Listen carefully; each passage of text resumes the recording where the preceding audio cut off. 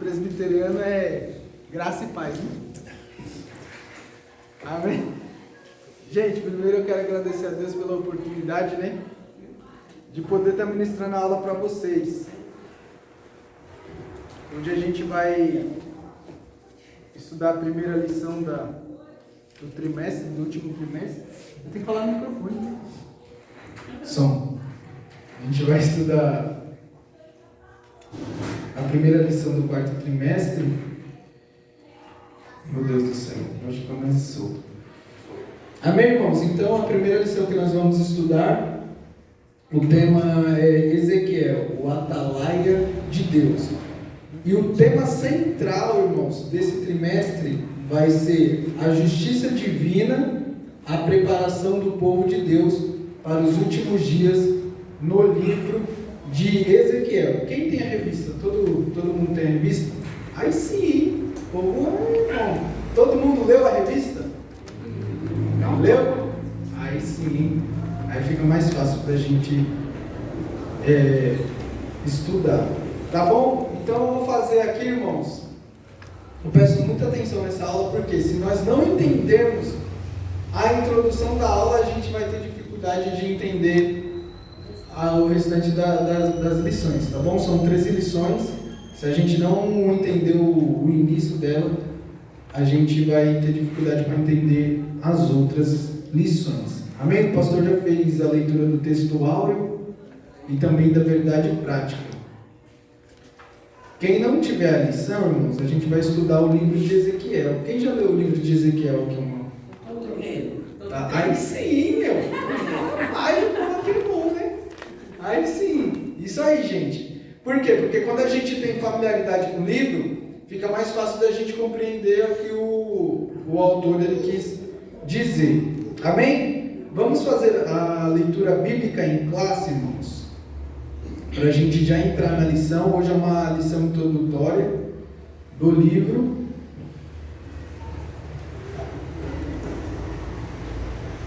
E daí a gente vai entrando em alguns tópicos e vamos esclarecer alguns detalhes do livro.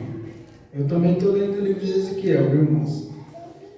E cada vez que eu leio, você vê cada coisa que você fala, como que Deus nos surpreende, né? Amém, irmãos? Amém. A leitura está em Ezequiel, capítulo 3. A gente vai ler o versículo 16 ao 21 e depois o versículo 27. Amém? Quem pode começar, por favor? Eu começo. E sucedeu que ao fim de 7 dias veio a palavra do Senhor a mim dizendo: Filho do homem, eu te dei por atalaia sobre a casa de Israel, e tu da minha boca ouvirás a palavras e os avisarás da minha parte. Quando eu disser ao ímpio, certamente morrerás, não o avisando, não falando para avisar o ímpio acerca do seu caminho ímpio, para salvar sua vida, aquele ímpio morrerá na sua maldade, mas o seu sangue na tua mão o requererei. Mas, se avisares o ímpio e ele não se converter da sua impiedade e do seu caminho ímpio, ele morrerá na sua maldade, mas tu livrarás-te a tua alma. Semelhantemente, quando o justo se desviar da sua justiça e fizer maldade, e eu puser diante dele um tropeço, ele morrerá, porque não o avisando tu no seu pecado, morrerá, e suas justiças que praticará não virão em memória, mas o seu sangue na tua mão o requererei. Mas avisando o justo para que o justo não peque, e não pecar, certamente viverá, porque foi avisado, livrarás a tua alma. Mas quando eu falar contigo, abrirei a tua boca e lhes dirás: assim diz o Senhor. Quem ouvir, ouça, e quem deixar de ouvir, deixe, porque casa rebelde são eles. Amém. Glória a Deus. Eu vou fazer a leitura da introdução, irmãos. Só para a gente começar a se familiarizar com a lição, e aí a gente vai discorrer alguns tópicos aqui, ok? E eu, gente, pergunta, levanta a mão, tira a dúvida, é para perguntar mesmo. Eu gosto de uma aula dinâmica, muito parado, só ouvindo o professor, fica chato. Tá bom? Vamos lá, a introdução fala assim, ó. As 13 lições do presente trimestre foram selecionadas do livro de Ezequiel, do profeta Ezequiel. Aí ele faz uma pergunta: por que é importante estudar este livro hoje? Primeiro, porque desde o primeiro capítulo até o último, ele nos leva a refletir a respeito da soberania de Deus em nossas vidas e na vida das nações. E segundo, porque o livro nos leva a uma avaliação contínua sobre o nosso relacionamento com Deus. A presente lição trata da responsabilidade dos atalaias constituído por Deus ontem e hoje. Então, no livro de Ezequiel a gente vai ver a soberania de Deus e a responsabilidade do homem. Por quê? A soberania de Deus, irmãos, não anula a nossa responsabilidade. Nós, como indivíduos, nós temos uma responsabilidade perante Deus. Nós temos o livre-arbítrio. O José já está dando lugar na aula aí. Nós temos o livre-arbítrio. Então, a soberania de Deus, Deus é soberano em tudo que Ele faz. Mas isso não anula a nossa responsabilidade. Então, dentro da lição, nós vamos ver isso, dentro dessas lições. Amém? Só que para isso, irmãos, a gente precisa entender a estrutura do livro de Ezequiel. A gente precisa entender qual que é o esboço, como que foi dividido, para quem que Ezequiel escreveu, o porquê que ele escreveu, quando ele escreveu, qual que era a situação que o povo estava vivendo ali naquela época. E aí eu gosto de escrever aqui, quem tiver uma colinha aí, pode anotar. Quem leu a lição, irmãos, vai perceber que o livro tem uma divisão. E por que em Bíblias de estudos, ou quando você está estudando alguma matéria dentro da teologia, ou quando você vai fazer algum estudo mesmo seu particular da Bíblia Sagrada, você percebe que tem um esboço do livro. E alguém sabe para que serve esse esboço? Vamos lá que eu vou te perguntar. Para ser orientado no esboço. Para ser orientado. Todo mundo concorda com a irmã Vivian? Amém? É isso mesmo? E se ela estiver errado? Aí vai concordar também. Então vamos lá. Para que serve o esboço do livro, irmãos? Quem tem Bíblia de estudo aqui? Alguém tem? Eu não tenho. Vou responder, mas, tô aprendendo, né? Isso, deu lugar. Isso é para você ter uma noção de qual assunto vai ser falado no decorrer daquele livro. Isso aí, o povo aqui está afiado, hein? É isso aí, o esboço ele serve para nos orientar, para facilitar a nossa compreensão do livro. Ou seja, o livro de Ezequiel, o autor ele colocou uma divisão aqui. O autor da revista, o comentarista é o pastor Ezequias Soares, irmãos. Ele é o apologeta das Assembleias de Deus, ele que foi o presidente que fez a declaração de fé, ele que é o estudioso da Bíblia mesmo, um dos maiores teólogos que estão vivos, né? Vamos lá, gente. Então, eu fiz um estudo aqui e eu dividi o livro. Eu estou seguindo aqui o esboço, mas não é que eu discordo, mas eu só faço uma divisão diferente do autor aqui. Se os irmãos observarem dentro da lição, ele fez a divisão em três partes. Mas eu divido em 4 partes. Por quê? Porque do capítulo 1, irmãos, ao capítulo 3, vai ser a chamada de Ezequiel. É quando Deus chama Ezequiel. Tá? E aí a gente vai entender qual que era o contexto da época ali. Então, aqui do capítulo 1 ao capítulo 3 é a chamada de Ezequiel. Minha letra é feia, mas os irmãos conseguem entender. Aí, irmãos, do capítulo 4 ao capítulo 24, do capítulo 4 ao capítulo 24, é Deus usando a vida de Ezequiel para juízo de Jerusalém.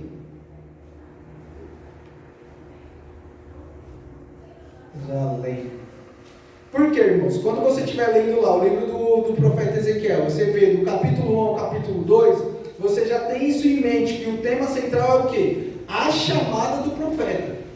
Aí você passou para o capítulo 4, agora Deus está usando a vida de Ezequiel para falar com o povo de Israel. Porque dentro da lição nós observamos que o quê? Ezequiel ele foi chamado por Deus para pregar para o seu próprio povo. Ele tinha essa responsabilidade para pregar para um povo que conhecia a lei, para pregar para um povo que conhecia Deus, que tinha um relacionamento com Deus, mas estava afastado daquilo que Deus queria. Então Ezequiel é levantado para pregar para esse povo. Do capítulo de número 25, irmãos, até o capítulo, meu Deus, o quadro fica balançando, até o capítulo 32,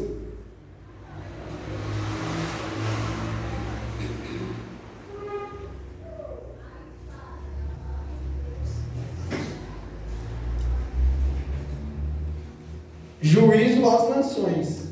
Quando você estiver lendo o profeta Ezequiel, do capítulo 25 ao capítulo 32, é o juízo que Deus usa o profeta Ezequiel para pregar contra as nações que oprimiam o povo de Deus. Quem viu aqui, quem leu a revista, observou que ele faz uma lista de nações. São pelo menos 7 nações, irmãos, que oprimiram o povo. E aí o que a gente aprende com isso? Que Deus, além dele ter o controle sobre o seu povo, Deus também tem o controle das outras nações. Ou seja, Deus ele sempre está no controle de tudo. Nada foge do controle do nosso Deus. Então Deus, primeiro, chama Ezequiel, depois Deus usa o Ezequiel para pregar o juízo sobre Jerusalém, depois Deus fala, agora você vai ser levantado para pregar para as outras nações, o juízo da minha parte, e do capítulo 33, irmãos, até o capítulo 48, Deus vai falar para Ezequiel, falar sobre a restauração de Jerusalém. Tá bom? Então, do capítulo 33, meu Deus do céu, ao 48, é a restauração de Israel. A restauração de Jerusalém, na verdade.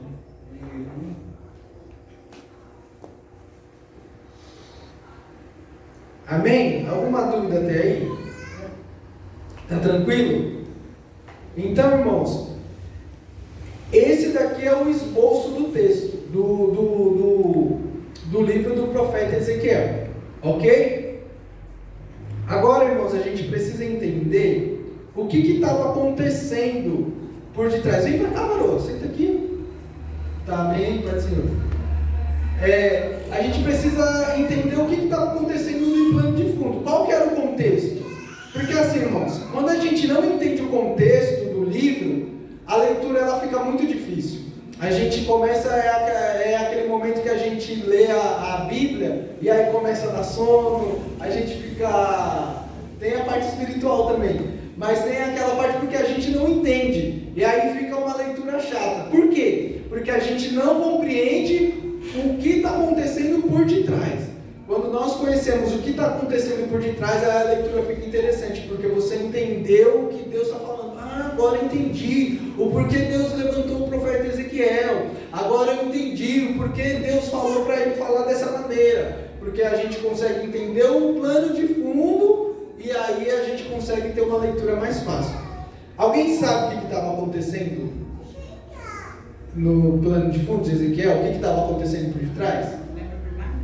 Não lembro de mais nada. Alguém chuta aí? Não? Cativeiro babilônico.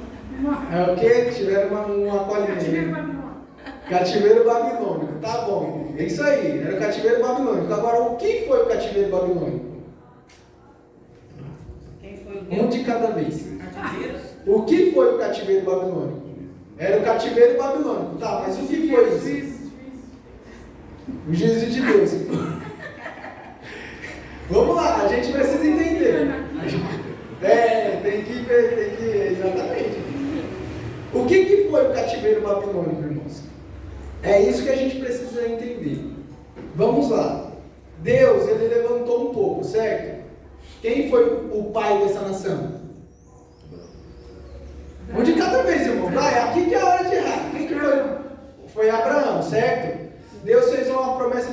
qual que foi essa promessa?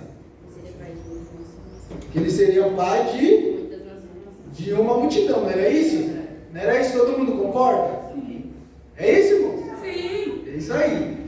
Deus, ele chamou Abraão e fez uma promessa. Ó, você vai ser pai de multidões. Abraão teve um filho. Quem foi o filho de Abraão? Isaac. Isaac. Isaac teve quantos filhos? Quantos irmãos? Dois filhos. Quem foi esses filhos? Esaú e Jacó. Esaú e Jacó, não é isso?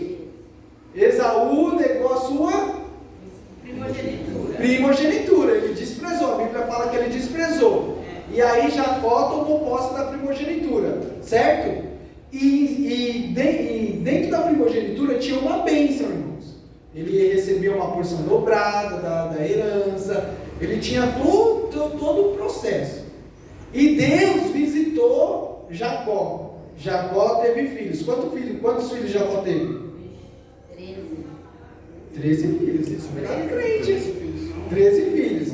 Mas conta 12. Por quê? Porque uma era mulher, né? Que era Diná. E Diná não entrava na contagem. Então, então foram 12 filhos. Correto, irmãos? Que é ali que nasceu o povo de Israel. Lembra quando Deus aparece para Jacó e muda o nome dele? Lembra disso? O nome dele era Jacó e Deus fala para ele o quê? Israel. Não é isso? Todo mundo está comigo aí? Vamos lá, a gente tem que entender, a aula tem que ser dinâmica. Deus chamou Jacó, apareceu para ele no Val de Jacó, falou assim: a partir de hoje você não vai ser mais chamado Jacó, seu nome agora vai ser Israel. Lembra? Porque Jacó era aquele que engana, né? Ele tinha aparecido para o irmão dele lá, ele falou para o pai, na verdade. Lembra disso? Sim. Então vamos lá. Pegou a bênção. Isso, pegou a bênção do irmão. Deus muda o nome dele para Israel. E a partir daí ele tem os filhos e aí estabelece a nação de Israel, que são os 12 filhos de Jacó. Certo? O tempo se passou, o povo estava lá no Egito. Deus levanta Moisés para libertar o povo, certo? O povo saiu e aí foi constituída a nação de Israel. Por que eu estou dando essa volta? Para a gente entender o contexto. Quando Deus levantou lá Moisés para libertar o povo era direcionado diretamente por Deus. Era um sistema que nós conhecemos como teocracia, irmãos. Tá?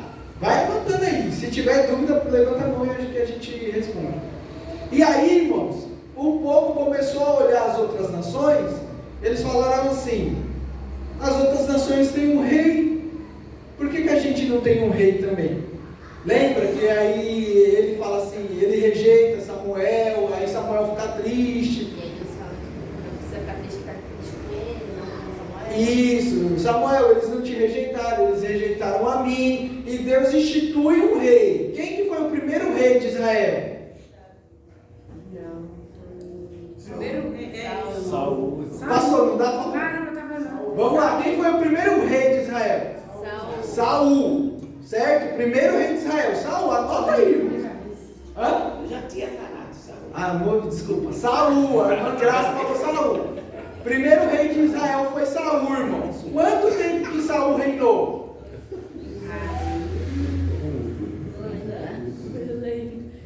300 anos. Quantos?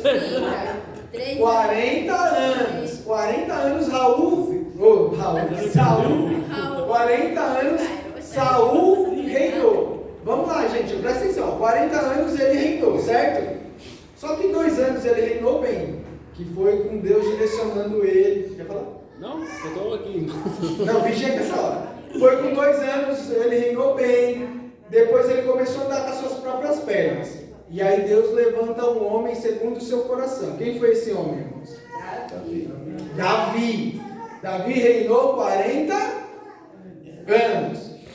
Depois que Davi morreu, quem assume o seu lugar? Seu filho Saúl. Vamos lá, gente, me ajuda aí. Salomão. Salomão, vamos lá.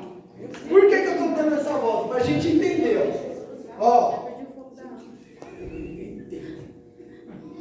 Saul, o segundo, Davi, e o terceiro, Salomão, certo? É o sábio, né? Isso.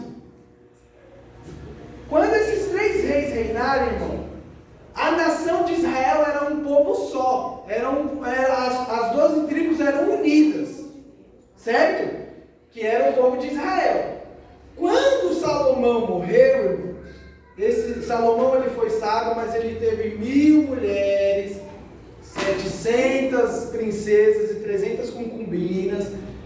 E ele começou a trazer coisas que Deus tinha reprovado. Deus, ele é exclusivo, irmãos. Ele não aceita nos dividir com ninguém. Ele não aceita. Deus, a Bíblia fala que ele tem ciúmes. E Salomão começou a fazer aquilo que não agradava a Deus. Por quê? Porque cada mulher que ele tomava, as mulheres traziam seus costumes. E aí o povo começou a se desviar. Quando Salomão morreu, irmãos, o reino estava rachado, estava dividido. Por quê? Porque uns apoiavam Salomão e outros apoiavam Jeroboão. Quando Salomão morreu, a nação que era as 12 tribos unidas, racha. E aí tem política envolvida nisso. Eles racharam. Hoje é dia de política. Eles racharam. 10 tribos seguiram um homem e 2 tribos seguiram outro homem. Quem era Jeroboão? Jeroboão foi um servo de Salomão que Seguiu ele, né? Seguiu Jeroboão, as outras duas? as 10, pode falar. Você falou sobre os filhos, que ele teve 13 filhos, mas uma não contou, que é uma menina. Isso. Então, aí as tribos, é representado por cada filho? Exatamente. Cada filho, aí você vai ver lá os nomes. A filha dele, então, não teve Não tribo. tinha a descendência feminina. Ela Ela era reconhecida. Era valorizada assim. Só que não era um cabeça de Não era pessoas. cabeça, é que era numa época patriarcal. Então, contava pelo homem. Certo, irmãos? Até aí, nossa, Lucas, mas o que isso tem a ver com o livro de Ezequiel? Tudo. Porque se a gente não entender isso, a gente não vai entender o livro. Certo? Então, vamos lá. Quando racharam, eu vou até apagar aqui. Anotar aí, se quiser anotar. Eu já anotei. Anotando, né? Vou apagar aqui. Então, irmãos, aqui, ó. Nesse período aqui, o reino era unido. Quando, irmãos, o reino foi dividido, então ficaram 2 povos. Ficaram 2 povos divididos. Lembra quando Jesus aparece lá para a mulher no poço, a samaritana? Lembra que no texto está escrito assim, ó, que os judeus não se dão com os samaritanos? Lembra disso? É por causa dessa divisão aqui. É por conta disso. Por quê? Porque foram divididas.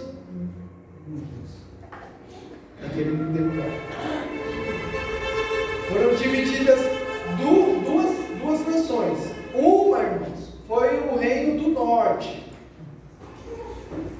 Por isso que nas pregações a gente fala, o reino do norte, o reino do sul. É exatamente por conta disso. Pega, por favor. O reino do norte, irmãos, foram 10 tribos.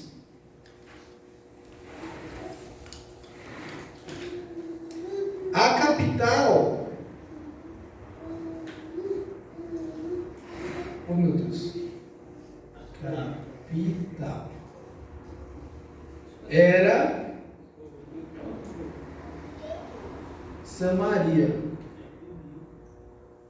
E a segunda parte das 12 tribos foi o reino do sul.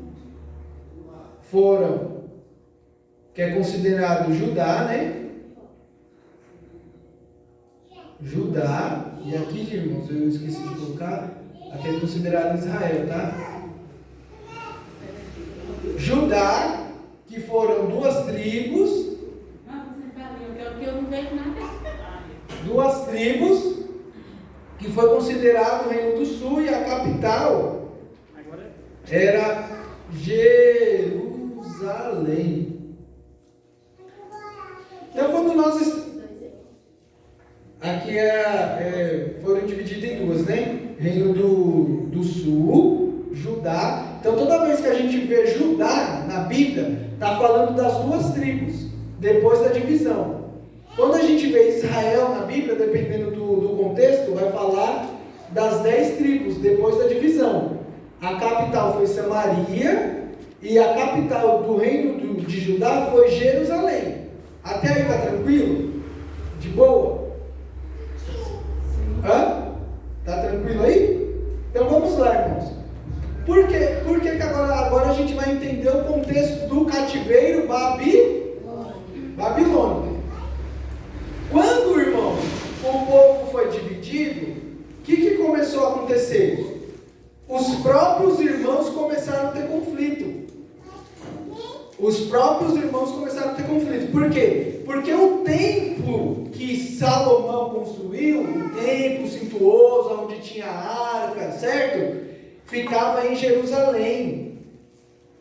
E aí o povo do norte, que eram irmãos, lembra que eram os 12 filhos de Israel, de Israel? Eles não vinham no templo.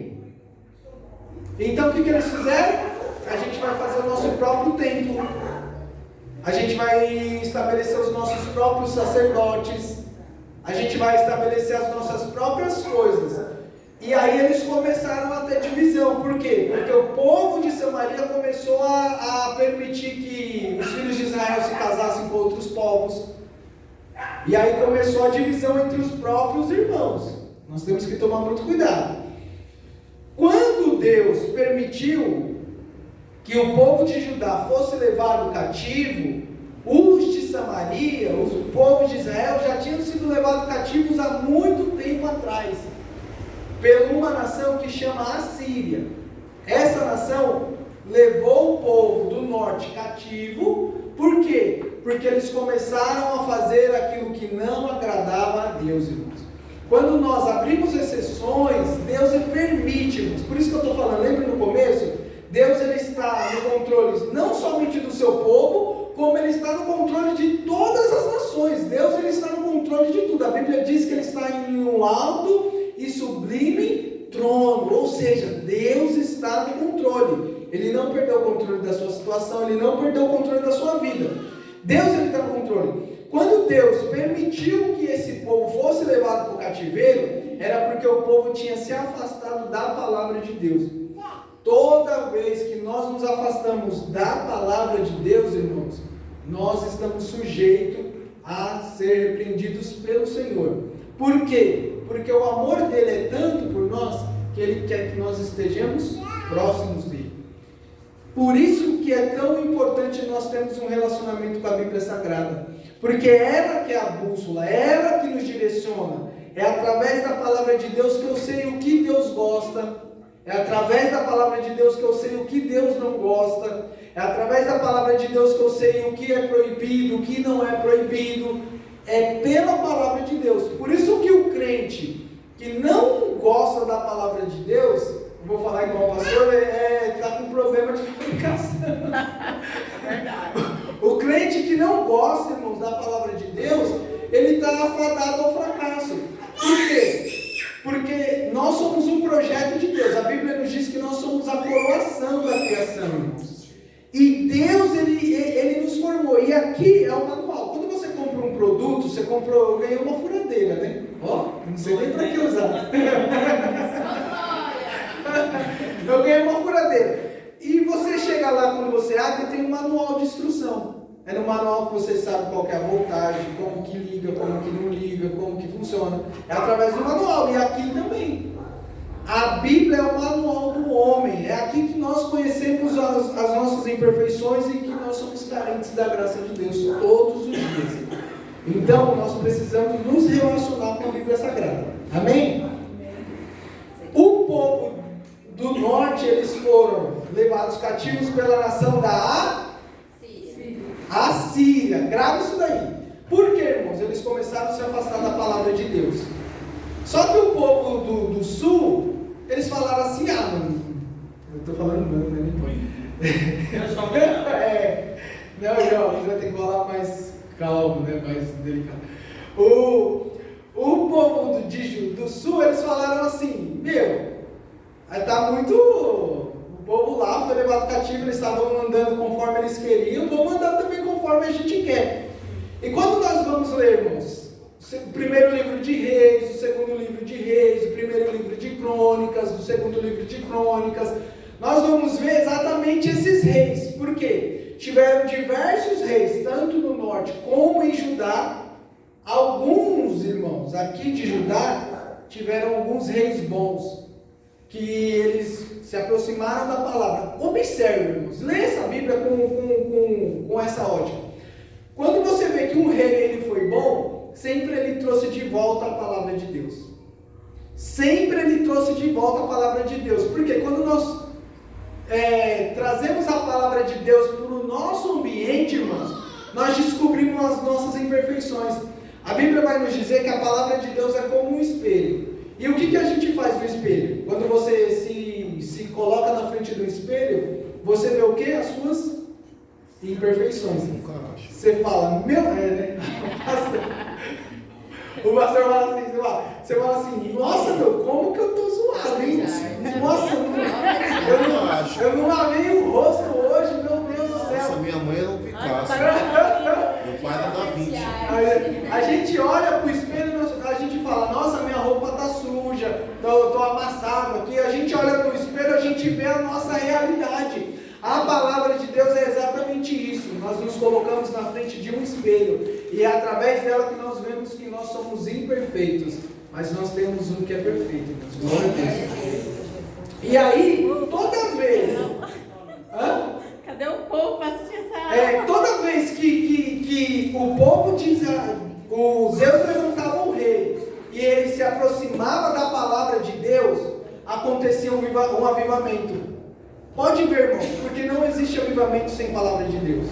O povo voltava a ler, o povo voltava a orar, o povo voltava a guardar o sábado, o povo voltava a fazer diversas coisas que eles tinham deixado fora. Só que aqui na tribo do norte, não teve nenhum rei, irmãos. Todos os reis fizeram o que parecia mal aos olhos do Senhor. Todos. Eu acho que foi mais de 20 reis, 22 por aí. Então o povo do sul, irmãos, eles fizeram o quê? Vamos andar do jeito que a gente quer aqui. Vamos andar, porque assim, irmãos, a palavra nos confronta. O pecado é bom ou não é? É bom? O pecado é maravilhoso, irmãos. A Bíblia diz assim. Não, desculpa. Não precisaram. Dita essa parte maravilhosa. Mas o pecado, irmãos, é gostoso. Se a gente falar que não é mentira, a Bíblia fala assim, aquele que quiser vir após mim, negue-se a si mesmo, tome sua cruz e siga-me. Seguir a Jesus, irmãos, é exatamente assim. É deixar a nossa vontade e fazer a vontade dele. Mas só que a vontade de Deus, irmãos, ela nos molda. A vontade de Deus, ela vai nos apertar, vai nos moldar, vai nos lapidar. Por quê? Porque o caminho do céu é estreito. A gente não pode chegar lá com um monte de bagagem. Lá é do jeito que Ele quer, não do jeito que a gente quer. Porque se fosse do jeito que nós quiséssemos, irmãos, nós não estaríamos aqui. A gente estaria agora dormindo em casa. A gente não renunciaria a diversas coisas, mas é do jeito que Ele quer. E aí o povo começou a fazer o quê? Olhar para os irmãos, viu que eles estavam andando conforme eles queriam e começou a andar também conforme eles queriam. E aí Deus permitiu que o povo da Babilônia levasse eles cativeiro. Deus permitiu. Quando nós lemos o livro do profeta Abacuque, eu falei isso na terça-feira, Abacuque, irmãos, ele foi levantado exatamente porque ele começou a falar assim, Senhor, por que um povo que é mais ímpio do que a gente, o Senhor vai usar esse povo para oprimir o seu povo, o povo de Deus? Porque Deus queria o quê? Que o povo voltasse, irmãos, para a palavra de Deus. Para a palavra de Deus. Não se escandalize que se acontecer qualquer coisa na nossa nação, Fique tranquilo que Deus está no controle. É Deus nos permitindo, irmãos, para voltarmos à palavra de Deus. Amém, irmãos? Amém. Todo mundo entendeu até aí? Certo? Então Deus levantou a nação da Babilônia para levar o povo ao cativeiro, irmãos. E esse cativeiro foi o pior cativeiro da história. Por quê, irmãos? Qual que foi o real, o principal motivo? É que o povo de Judá, tanto o povo de Judá como o povo de Samaria, eles estavam na idolatria, irmãos. Deus, ele quer adoração exclusiva. Lucas, o que é idolatria? É só uma imagem de escultura? Não, irmãos. Tudo aquilo que rouba o lugar de Deus no seu coração é idolatria. Um time de futebol, um pregador, qualquer coisa, irmãos, que tira a primazia de Deus do seu coração é idolatria. E Deus, irmãos, ele não aceita isso. Ele não aceita. Pensa em algo que Deus não aceita, é a idolatria. Ele não aceita. Amém, irmãos? Eu vou apagar aqui que a gente vai escrever mais um pouco. Hã? Meu Deus, que horas são aí? Controla essa hora aí. E aí, irmãos, Ezequiel foi levantado exatamente para isso, para pregar para esse povo. E aí eu fiz algumas anotações aqui, ó. Ezequiel, irmãos, ele teve alguns profetas que foram contemporâneos juntamente com ele, que estavam profetizando no mesmo tempo que ele estava profetizando. Alguém sabe quem foram esses profetas? Daniel. Daniel,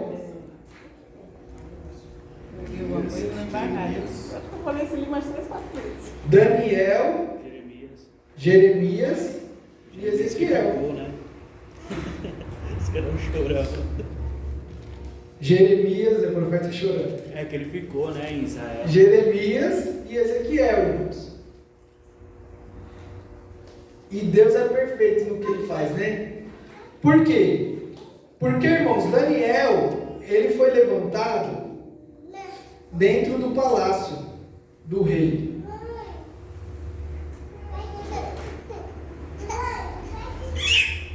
Jeremias, irmãos, ele profetizou, ele foi levantado para profetizar para o povo que estava em Jerusalém. Em Jerusalém. Meu Deus, mas ele está Jerusalém. Mas dá para entender, né? Ô irmão Lucas, Pode quem perguntar. era o rei na época do profeta Ezequiel? Do Ezequiel? O rei de Israel ou Sim. Joaquim, isso, Joaquim. Joaquim. Rei Joaquim. E Ezequiel foi profetizado, foi levantado lá na Babilônia. Oi? Vai em cima. Não, tá bom. Melhor para ele escrever. Senão eu não consigo. Amém? Amém, irmãos? Então, ó, Daniel, ele foi levantado para profetizar dentro do palácio. Jeremias, ele ficou em Jerusalém. E Ezequiel foi levantado na Babilônia. Esses três profetas estavam profetizando ao mesmo tempo. Tá bom, irmãos? Então, vamos entender. O povo, ele foi levado para o cativeiro babilônico em 3 etapas. Isso é muito importante a gente entender. Eles foram levados em quantas etapas, irmãos? 3. Em 3 etapas. Por quê? Nabucodonosor, que foi o rei da Babilônia, que levou o povo cativo, ele era um estrategista de guerra, irmãos. Ele era um estrategista maior mesmo. O cara era... Como que o cara é top na logística? Como que fala? O cara era PhD em guerra. O cara era diferenciado mesmo. O que ele fazia, irmãos? A Bíblia vai dizer que antes dele invadir Jerusalém, porque assim, ó, Deus, antes de fazer qualquer coisa, ele avisa o seu povo. Deus, antes de fazer qualquer coisa, ele avisa o seu povo. Para quê? Para o povo se consertar, irmãos. O povo se arrepender e voltar a fazer aquilo que Deus ordenou. O Nabucodonosor, o que ele fez? Ele sitiou Jerusalém. Ele sitiou Jerusalém. Lembra que as cidades eram fortificadas por muros? Lembra disso? Lembra? Jericó era uma cidade que era um muro fortificado. Nabucodonosor, ele sitiou, ou seja, ele ficou em volta de Jerusalém 18 meses com a sua tropa. Estratégia de guerra. O que ele fazia? Ele sitiou durante 18 meses, então o povo não podia sair e não podia entrar. E aí começou a faltar recurso, o povo começou a passar fome, as crianças que morriam, o povo comia. Tudo isso porque o povo abriu mão lá atrás, irmãos, de adorar a Deus. Então é muito sério, nós temos uma responsabilidade muito grande. Depois que ele fez esse cerco todo aí, que ele sitiou Jerusalém, que o povo começou a morrer, aí ele começou a invadir. Por quê? Porque o povo de Israel, ele começou, quando ele saiu do Egito, eles começaram a ganhar corpo. Começou a ganhar batalha, começou a ganhar guerra. Então, quando você é um exército que começa a ganhar diversas batalhas, as outras nações começam a te ver diferente. Fala, Deus luta por esse povo. Eles não, eles começam a ganhar corpo. Só que como Nabucodonosor fez esse sítio durante 18 meses, o povo começou a ficar debilitado, o exército começou a ficar debilitado. E aí eles invadiram. Quando eles invadiram, eles levaram quantas levas, eu falei? Em 3 levas. A primeira leva, quem lembra quem foi? Daniel, Israel, ajuda aí, gente. Daniel, Ananias, certo? E os 3 amigos de Daniel. Por quê, irmãos? Olha como que o cara era estrategista. Ele falou assim, eu vou levar primeiro o pessoal que serve dentro do palácio do rei. Por quê? Porque enfraquecendo o palácio do rei, eles não vão ter autoridade para reagir ou para invadir fazer um contra-ataque, né? Ô Lucas, para simplificar, eles levaram o pessoal da realeza, né? Isso, da realeza, Realeza, os familiares reais, levaram todos os príncipes de Israel. Isso. Né? Eles levaram o pessoal da realeza, irmãos, exatamente isso já. Mas aí destaca os três meninos, Daniel e os 3 amigos dele, certo? Na segunda leva, irmãos, na primeira foi o pessoal da realeza. Na segunda leva, Nabucodonosor começou a levar aquelas pessoas, ele levou 10.000 pessoas. E dentro dessas pessoas está exatamente quem? Ezequiel, que começou a profetizar lá dentro. Que horas são? Eu já estou perdido. Sou ruim. 15 para as 10? Ah, dá tempo. E aí ele levou o Ezequiel, que começou a profetizar lá dentro, irmãos. Levou Ezequiel. Só que Jeremias continuou profetizando para o povo que ficou. Certo? Na primeira leva, então, eles levaram Daniel. Na segunda leva, eles levaram Ezequiel. E na terceira leva foi a pior de todas. Por quê? Porque ele destruiu o templo de Jerusalém. O templo de Jerusalém era onde o povo adorava a Deus, irmãos. O povo começou a ter um apreço tão grande pelo templo que eles não ficaram, constrangidos porque estavam sendo levados cativos, mas porque eles tinham o templo como ídolo. Lembra que eu falei? Tudo aquilo que rouba o lugar de Deus no nosso coração é uma idolatria. O povo começou a idolatrar o templo e não adorava a Deus. Eles achavam que tudo era o templo, e Deus permitiu que o templo fosse destruído, irmãos. Deus permitiu. E isso foi na terceira leva, certo? E aí eu coloquei as datas aqui, quem quiser anotar aí, ó. A primeira foi em 605. A primeira foi em 605 antes de Cristo, né?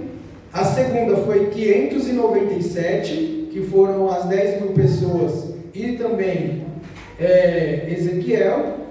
E em 586 foi todos os povos. Mas Antes de Cristo. tudo antes de Cristo, isso. Só que assim, irmãos, ele era estrategista. Ele deixou algum pessoal em Jerusalém, Nabucodonosor, depois da terceira leva. Mas quem ficou em Jerusalém?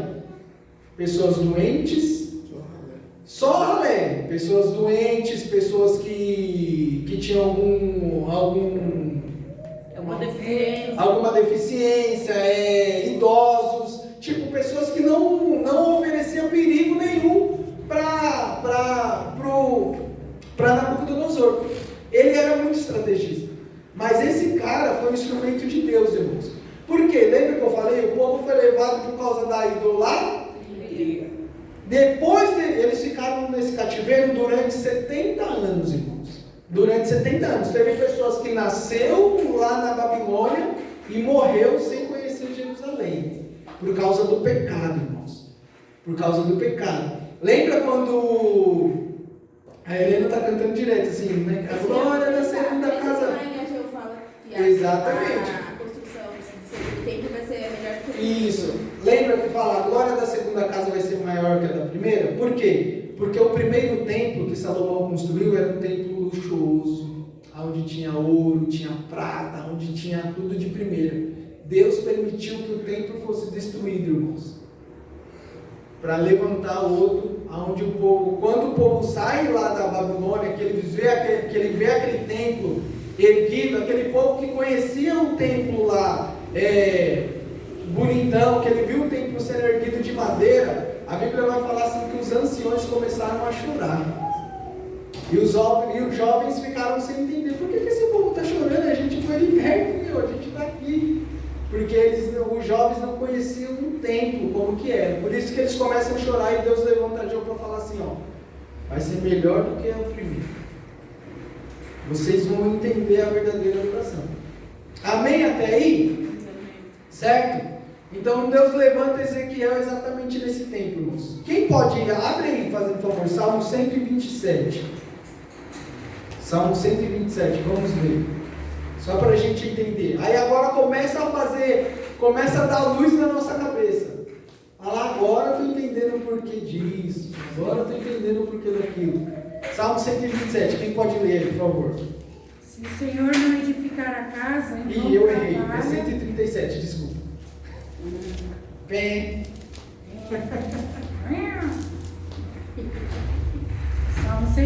Salmo 137. Isso. Glória. Junto dos rios de Babilônia, ali nos assentamos e choramos, quando nos lembramos de Sião. Sobre os salgueiros que há no meio dela, penduramos as nossas harpas. Pois lá aqueles que nos levaram cativos nos pediam uma canção, e aquele que nos destruíram, que os alegrássemos, dizendo: cantai-nos uma das canções de Sião. Como cantaremos a canção do Senhor em terra estranha? Se eu me esquecer de ti, ó Jerusalém, esqueça-se a minha direita da sua destreza. Se me não lembrar de ti, apegue-se-me a língua do céu da boca, se não preferir Jerusalém a minha maior alegria. Lembra-te, Senhor, dos filhos de Edom no dia de Jerusalém, que diziam: arrasai-a, arrasai-a, até os seus alicerces. Ah, filha de Babilônia, que vais ser assolada. Feliz aquele que te retribuir o mal que tu fizeste. Feliz aquele que pegar em teus filhos e der com eles nas pedras. Presta atenção nesse trecho aí. Pegar os filhos e dar neles nas pedras. Por quê? Porque o povo da Babilônia, irmãos, quando eles vieram para invadir, eles vieram sem brincadeira. Sem brincadeira. Eles matavam os filhos. O próprio rei, o primeiro rei que foi levado, sabe o que o povo fez? Os capanga lá de Nabucodonosor? Furou os olhos deles, irmãos. Mas por que isso, gente? Por que isso? Por conta do pecado. Por que Deus permitiu isso? Porque se afastaram da palavra de Deus, irmãos. Se afastaram da palavra de Deus. Tudo isso lá no reino de Salomão, lá no reinado de Salomão, que começou toda a distorção. Isso. Exatamente. Quando Deus fala assim, não faça, e você faz, está fadado a sofrer as consequências. Por quê? Lucas, Deus é mau? Não. Deus é justo, irmãos. Deus é justo. Justo. Deus é justo. E aí a gente tem que entender. A Bíblia fala de um Deus de amor, mas a Bíblia fala de um Deus que se ira também. Às vezes a gente só quer a parte do Deus amoroso, né? Mas um Deus amoroso quando nós obedecemos a palavra dele.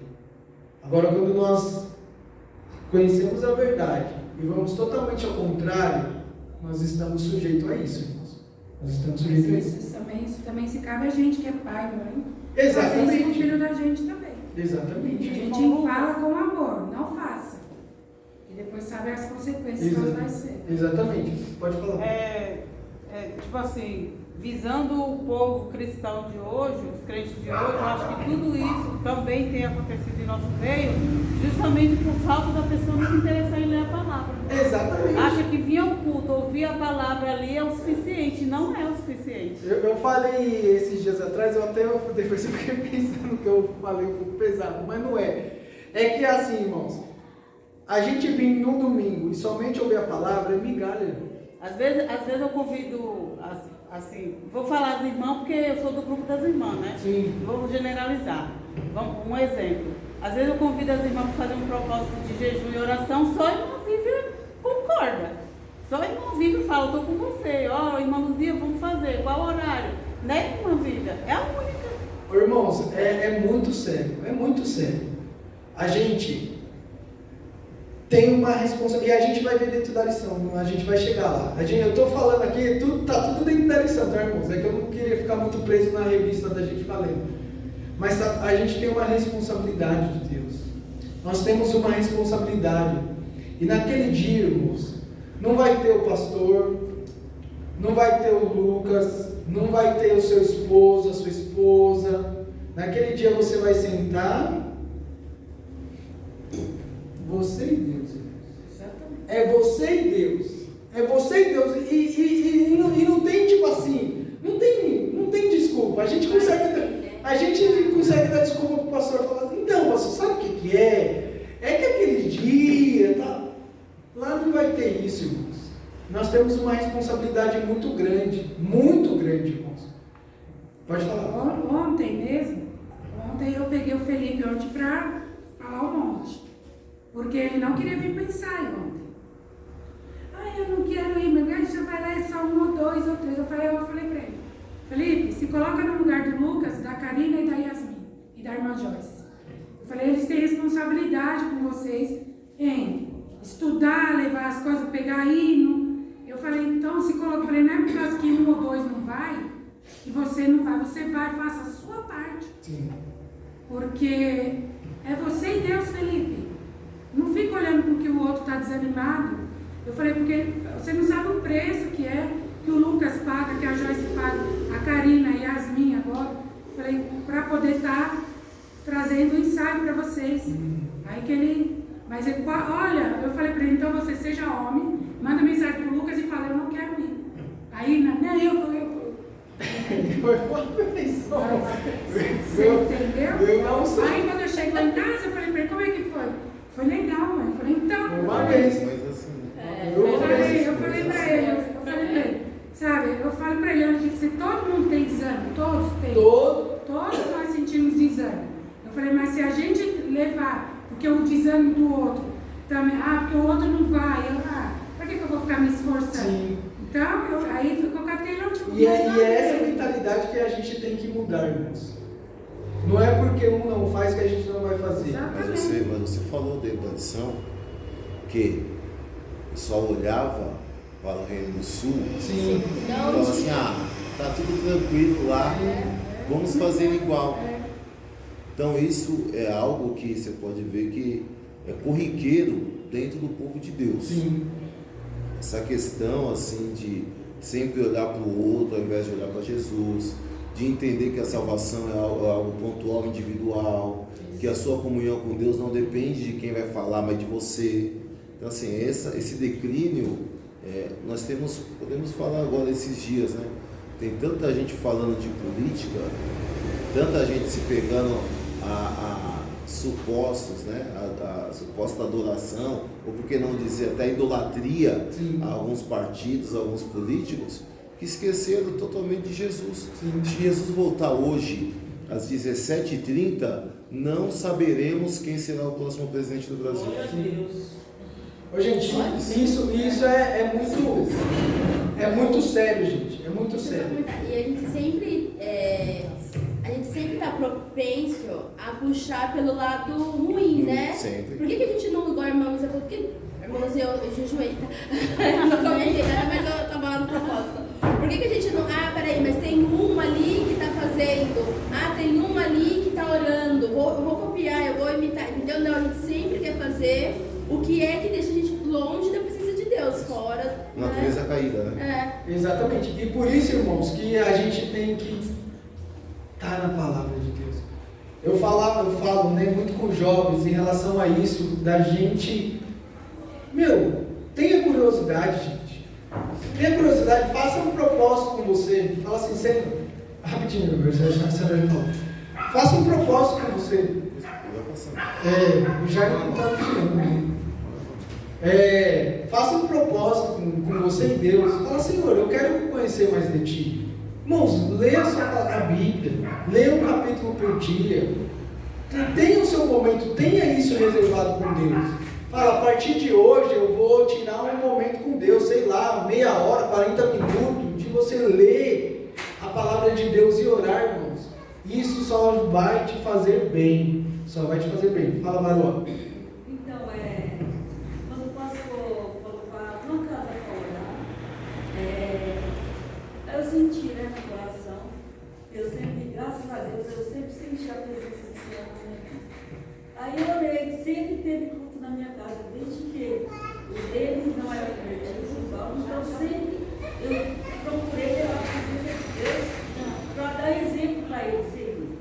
Então, aí quando o pastor orou, eu sempre orava, jejuei e falei, Deus, se era a tua vontade, o Senhor me faz. Aí Deus, me fala em sonhos. Aí eu sonhei na minha sala, o pastor e o Mariano. Eu falei, é o Senhor falando comigo. Então, a partir de hoje é tudo, o Senhor.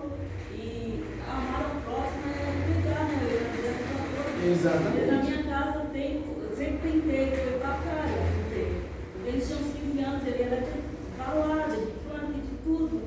E sempre, quando na outra igreja levava, ia de sexta-feira lá para minha casa.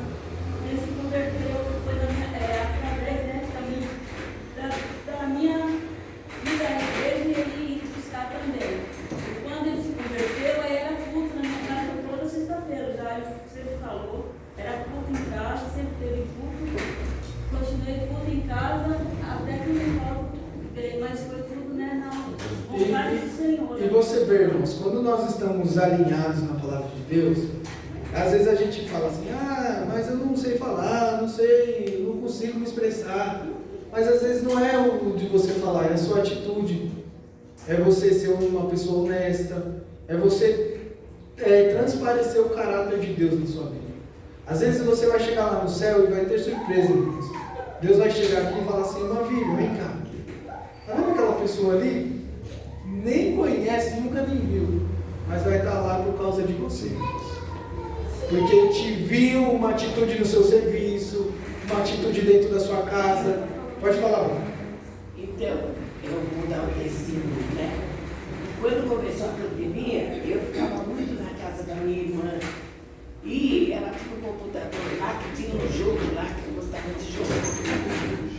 Aí eu ficava jogando, mas era muita ociosidade, Que a gente estava de uma forma, e eu ficava lá só jogando. E Deus, Ele é tão tremendo que Ele te mostra o caminho. Porque do nada minha irmã teve uma discussão comigo e ficou de mal de mim. E eu fiquei sem ir na casa dela e eu fiquei sozinha na minha. Porque assim, eu moro no quintal com todos.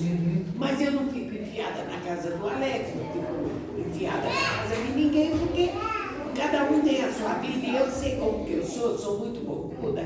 E eu quero que faz também às vezes do meu jeito. Eu quero me intrometo em certas coisas que não é para me intrometer, mas não porque eu quero mal, eu quero tomar conta da casa desses. É porque desafiada. E aí, Deus preparou isso. Eu fiquei 2 meses de mal da minha irmã. E aquilo eu sempre falava para as irmãs, me incomodava demais. Porque eu sou cristã, eu não queria ficar de mal. Porque eu não achava que estava certo. Mas Deus colocou isso, sabe para quê? Eu não joguei mais, eu leio a Bíblia, eu assisto culto pela televisão, eu ponho nos louvores. E ontem eu estava lá porque eles saíram, eu não quis ir no aniversário do pastor que eles foram.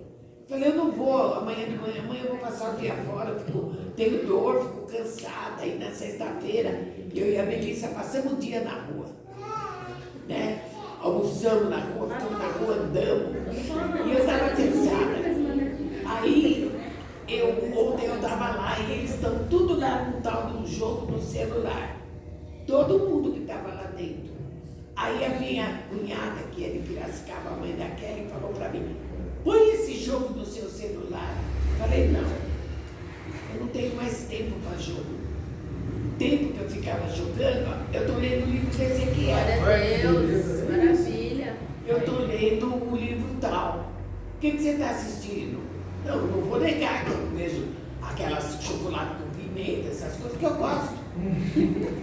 Eu também não sou nenhuma, não estou santa, não sou nada, né? Só que aquele vício do jogo, porque muitas vezes eu assistia o culto jogando, assistindo o olho da tela e jogando no jogo. Acabou. Jesus criou a estratégia e eu segui o caminho. E eu tenho que andar pelo caminho que vai me levar a ele. Isso aí. E sair do jogo. Então, por isso que eu falo, né? Deus, ele é misericordioso, mas ele também é justiça. Quando ele vê que você está se esquivando, e outra irmã Luzia, eu não coloco lá que eu estou jejuando com a senhora, mas eu estou jejuando. Eu ia falar isso. Às vezes, irmã Luzia, eu coloco, né? Aí não significa que as outras também não estão no mesmo propósito. Elas só não colocaram, mas elas estão. Amém, irmãos. É que eu respondo para não deixar ninguém. Vamos voltar a aula aqui. Certo, irmãos? Todo mundo entendeu até aqui, né? Amém? Amém, irmã Joyce? Obrigado. Vamos lá. Amém, irmão Joyce? Isso. Ó. Oh, meu Deus. 100% aqui é a voz das mulheres, deixa elas falar. Não, irmãos, vamos voltar para a aula aqui. Vamos lá. Já passou o tempo. A gente tem mais 20 minutos. Os homens estão trabalhando na eleição. Vamos lá. Voltando aqui, irmãos. Então a gente entendeu o contexto, entendeu como Ezequiel foi levantado. Nós lemos o Salmo 137. Eles estavam cativos, chorando ali, perto do rio. Que rio que é esse, irmãos? Quem sabe o nome? Hã? Bem. Mas qual que é o nome desse rio? Perto do rio que? Quebar. Amém? Certo, irmãos? Vamos lá. E Deus, ó. E Ezequiel, além de profeta, irmãos, ele, na verdade, ele era sacerdote. Ezequiel era sacerdote. O pai dele era sacerdote. O pai dele se chamava... Está no primeiro capítulo. Eu não lembro mais. Buzi. Não, O pai de Ezequiel. o pai de Ezequiel se chamava Buzi. Amém, irmãos? Vamos lá. O que acontece? Ó? Vamos ler aí, fazendo favor, Ezequiel, capítulo 1. Vamos lá. Capítulo 1. Versículo 1. Dá mais 20 minutos. Pode ler, quem achou, lê aí, dê lugar. Então, tá. E aconteceu no 30º ano. Para aí. Aconteceu no 30º ano. Quantos anos que é esse? 30? 30 anos. Presta atenção aqui, ó. A Bíblia precisa ser entendida. No 30º ano, fala, continua. 4º mês. Continua. No 5º dia do mês, que estando eu no meio dos cativos, junto ao rio de Quebar, se abriram os céus e eu tive visões de Deus. Presta atenção aí, presta atenção, irmão. Olha que coisa linda, só nesse começo de versículo aqui já dá para uma pregação aqui, a gente já vai embora. E o negócio é forte, ó. No 30º ano, quantos anos que era? 30. Todo mundo concorda com isso? 30 anos. Por quê, irmãos? Lembra que Ezequiel ele era sacerdote, né? Como que se dava o sacerdócio? Alguém sabe me dizer? Tinha que ter um familiar. Ele veio da linhagem de sacerdócio. O pai crente, dele. né? Tá crente. Ele tinha que vir de uma linhagem de sacerdote, irmãos. Lembra das 12 tribos lá? Lembra dos filhos de Israel? Tinha uma tribo, irmãos, que era a tribo que trabalhava no templo. Qual que era essa tribo? Não, pastor, para de dar cola. Qual que era a tribo? Pastor, a gente é uma mente pensante, hein, gente? Era a tribo de Levi. Era a tribo de Levi. Presta atenção, irmã Joyce, obrigado. Era a tribo de Levi, irmãos. O sacerdócio vinha da tribo de Levi, mas tinha que ser da linhagem de Arão. Muito bem, tinha que ser da linhagem de Arão. Para ser sacerdote, não era simplesmente eu nasci na tribo de Levi. Eu tinha que ser da linhagem de Arão, irmãos. Eu tinha que ser da linhagem de Arão. Eu nasci na tribo de Levi, sou da linhagem de Arão. Eu posso ser sacerdote? Por quê? Tinha algumas perfeições. Demasiado. Pastor, o senhor vai lá para baixo para a sala dos jovens, né? Por quê? Eu nasci na tribo de Levi, sou da linhagem de Arão, eu posso ser sacerdote, sim ou não? Sim ou não, irmão? Não. Ó, deixa eu falar uma coisa que eu vou falar para os jovens lá. Aqui que é o lugar de errar. É na escola dominical. A escola dominical, para mim, é o melhor culto que tem. Eu podia ser sacerdote, sim ou não? Sim ou não, Fernandes? Meu Deus, não me derruba. Não, irmãos. Não. Por quê? Porque tinha um critério. Eu não podia ter defeito. Não podia ter espinhos, né? Como é que é? É espinhos que fala? Aquelas sardas. Não podia ter isso. Não podia ter narigão. Tinha todo... negrado. A Cris está derrubando. Tinha tudo um critério, irmãos. Por quê? O sacerdote representava quem, irmãos? Quem que é o sacerdote perfeito? Jesus, irmãos. Lembra? Jesus é o nosso sacerdote perfeito. Então, ele tinha que ter todo um padrão para ser sacerdote. Não podia ser assim, qualquer pessoa. Ele era separado aos 25 anos de idade. Quantos anos que ele tinha aqui? 30. Quantos anos? Quando ele foi sacerdote mesmo, ele tinha 30. E os 5 anos era para ele aprender, para ele estudar. A menina está diferenciada, hein? Era exatamente isso. O sacerdote ele era separado aos 25 anos. Ele era separado. Ele passou pelo critério lá. Oi? Ele passa pelo critério aos 25 anos ele era separado. Só que ele só assumia o sacerdote a partir dos 30 anos. Por quê, irmãos? Alguém sabe responder? O porquê desses 5 anos? Ser preparado, como a irmã está falando. Mas por quê? Estudou, foi preparado para estar. Exatamente. Ele precisava estudar, irmãos. O sacerdote ele precisava conhecer da que é o quê? Que é a lei. Ele precisava saber da lei. Ele tinha que conhecer a lei. O sacerdote podia ser displicente com a lei? Não, irmãos. O sacerdote tinha que conhecer da lei. Ele tinha que conhecer sobre animais. Para poder fazer o sacrifício. Porque o animal podia ser qualquer animal? Não. Tinha que passar por um crivo. E quem que fazia esse crivo? O sacerdote. Ele tinha que saber sobre doenças. Por quê?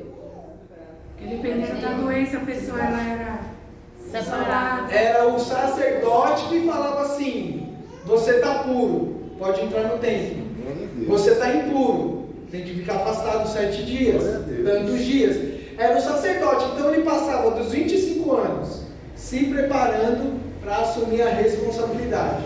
Aí a gente assume uma responsabilidade na igreja? Vou fazer de qualquer jeito que eu acho que deve.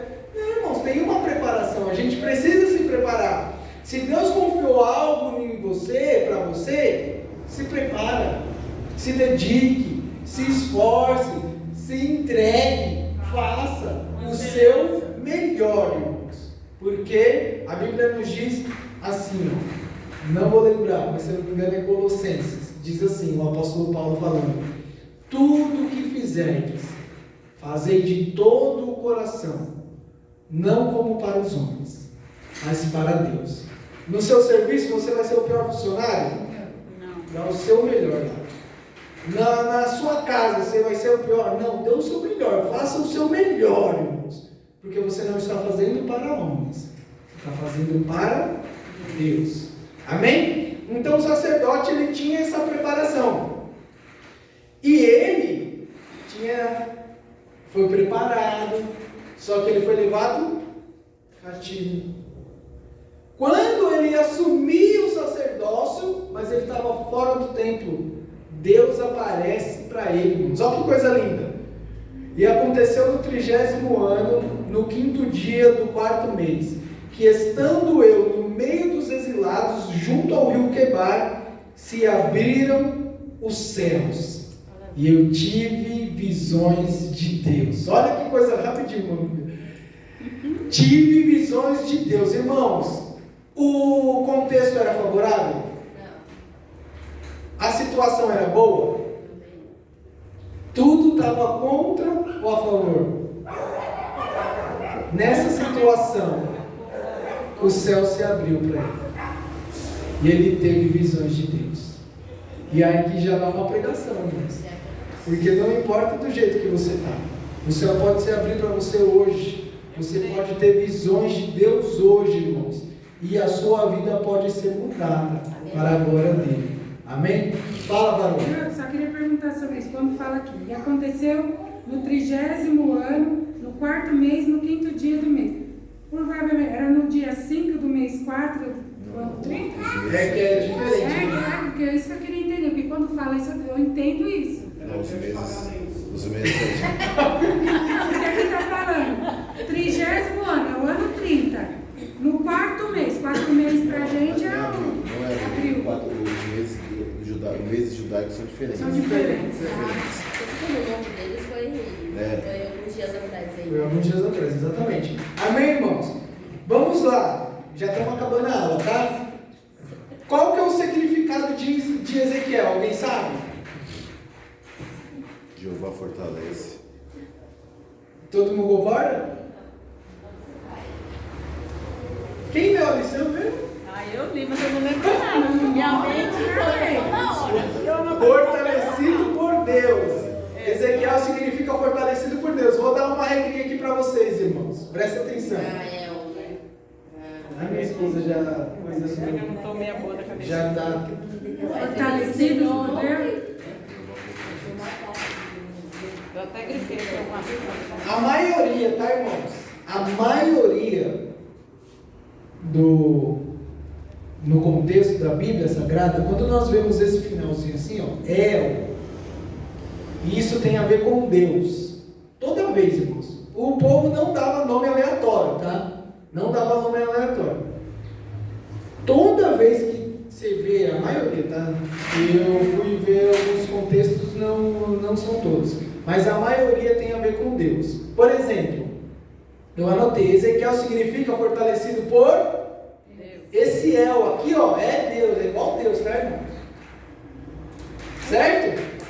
Todo mundo comigo aí? Ninguém vai discordar? Não. Samuel significa o quê?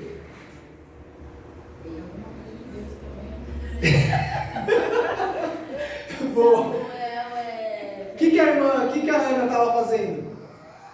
orando a Deus, presença de Deus. Deus Ouviu. Deus ouve. Toda vez que significa El? Betel. Lembra que eu falei aqui um dia eu preguei sobre Betel? Betel significa o quê? Casa de Deus. Muito bem. Lembra? Betel. Termina com El, casa de Deus. Daniel, deixa eu ver se eu anotei aqui. Daniel é Deus, é o meu juiz. Outro nome, muito famoso, o nome de Jesus. E ele será chamado Emanuel, que significa o quê? Deus conosco. Então toda vez que você vê aqui Emanuel, quando você vê que você termina com El, você já, meu Deus, o que é isso que eu quero saber? A gente tem que ter esses feelings, irmãos.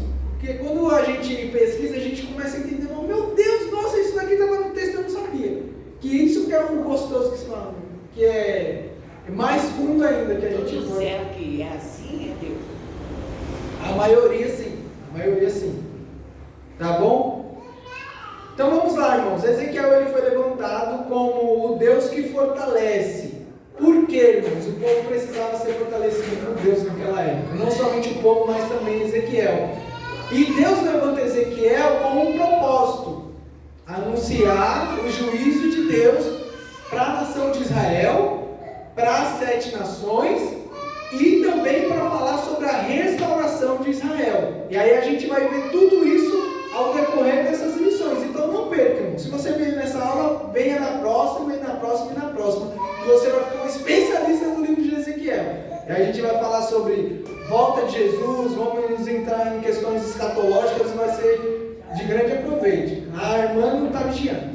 Rapidinho, eu tenho mais 10 minutos que vocês chegaram atrasados. Vamos lá. Ele foi levantado por Deus exatamente por isso. Por isso que ele chama atalaia de Deus. O que é uma atalaia, irmãos? Quem sabe? É uma sentinela. Uma sentinela. O que o atalaia faz? O que uma sentinela faz? Fica observando. Vigia, observa. Mas tem um propósito nisso. Qual que é ele? Qual que é o propósito dele? Um sentinela, além de vigiar. Anunciar o quê? Eu estou lá no quartel de sentinela, que eu era... Anunciar o inimigo. Que eu era bravo, hein, quando eu estava no sentinela. Olha do lado do sentinela. Era bravo. O sentinela, ele tem essa responsabilidade. Não vai dar certo filmando. Ele diz essa parte. Ele tinha a responsabilidade, irmãos, de anunciar, de falar para o rei, para o comandante, para o povo que estava vindo um perigo, irmãos. Tinha um perigo iminente ali. Então o sentinela ele tinha que anunciar isso. O nosso texto áudio diz o quê? O apóstolo Paulo fala. Quem pode ler o nosso texto áudio? Porque se anuncio o Evangelho, não tenho de que me gloriar, pois me é imposta essa obrigação. E ai de mim se não anunciar o Evangelho. Olha o que o apóstolo Paulo fala assim: ai de mim se eu não anunciar o Evangelho, porque eu fui constituído como um atalaia de Deus. E essa é a responsabilidade de todo crente, irmão. Nós fomos constituídos por Deus como atalaia. E o atalaia ele tem a obrigação de anunciar o perigo que está por vir. Se nós, irmãos, temos uma verdade, certo? Sim. Meu Deus. Nós temos uma verdade, não é isso, irmãos? Sim. Nós somos dotados de uma verdade. E a verdade é a palavra de Deus. Se nós já sabemos o que vai acontecer no final, irmãos, que no Apocalipse fala, se nós não anunciarmos, nós estamos o quê? Negligenciando, irmãos. Nós somos atalaias de Deus. Mas só que nós não podemos só anunciar as coisas boas. As coisas ruins também. Abre aí, Atos, capítulo 20, por favor. Versículo 27. Leia aquela voz de trovão mesmo. Atos 20, 27.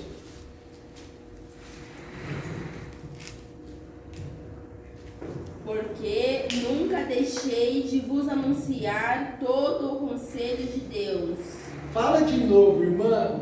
Parou. Porque nunca deixei de... Eita, Meu Deus. de novo. Porque nunca deixei de vos anunciar todo o conselho de Deus. Presta atenção nessa palavra. Todo conselho de Deus. É só a parte boa, irmãos? É todo o conselho de Deus. Tudo que está escrito. Por isso que o pastor ele sempre fala assim, irmãos, que às vezes chega assim, né? Por isso que o pastor às vezes ele fala assim, a gente vai subir ali, irmãos, eu queria pregar aqui, mas eu sei que eu não queria falar isso. Irmãos, está na palavra de Deus? Então prega. É o que Deus mandou você falar. Jesus, irmãos, ele falou do céu? Falou. Todo mundo está comigo? Jesus falou do céu? Falou. Mas ele falou do inferno também? Falou, irmãos. O céu é real, só que o inferno também. Então nós temos que anunciar. E às vezes a gente fica meio acanhado. Ai, eu não posso falar não. Lembra que eu falei aqui? Um dia a gente vai estar lá diante dele, irmãos. Falar, irmã Luzia, por que você não falou que aquilo lá que o pessoal estava falando era errado? Irmãos, a gente tem que falar, porque nós somos constituídos como atalaias de Deus. Amém, irmãos? Amém. E por conta disso, a irmã já está pegando. Vamos lá, eu vou terminando. E por conta disso, nós vamos ver que Deus tem a responsabilidade, Deus é soberano. Mas a soberania de Deus não anula a responsabilidade do homem, irmãos. Não anula a nossa responsabilidade. Nós temos uma responsabilidade como atalaias de Deus de anunciar o Evangelho, irmãos.